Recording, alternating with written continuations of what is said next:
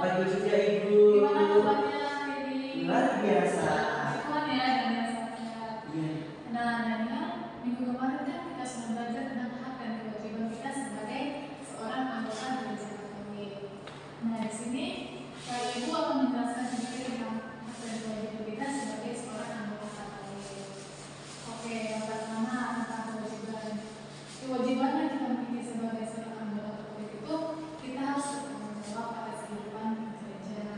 Kewajiban yang seharusnya kita ikuti dalam gereja itu contohnya kita selalu mengikuti perayaan Ekaristi, juga selalu kalau setiap Paskah atau Natal kita selalu membuka puasa. Juga kita kalau mau masuk masa Paskah kita harus bermakan dan berpuasa selama 40 hari. Itu juga wajib kita sebagai seorang anggota gereja. Nah, sekarang kita akan membahas tentang hak kita sebagai anggota gereja Katolik.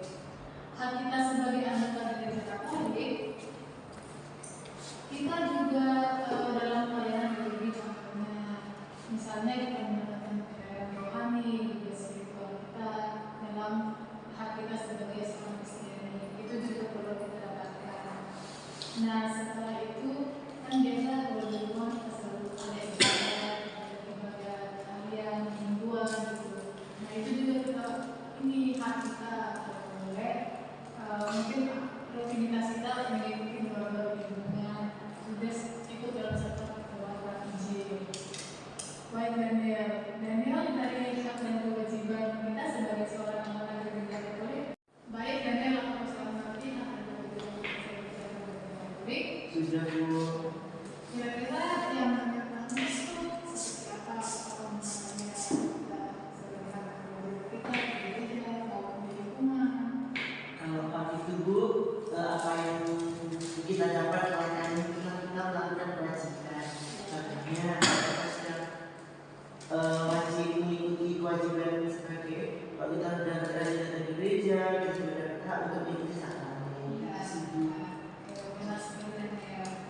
Nah, di sini kalau misalnya ada di lingkungan ini nanti kita bahas lebih bersama. Oke, mungkin itu saja yang bisa Ibu jelaskan. Tetapi di sini Ibu akan kasih contoh, akan kasih tugas dan dia bisa membuat map tentang hak dan kewajiban kita. Dan dia mungkin tugasnya untuk tim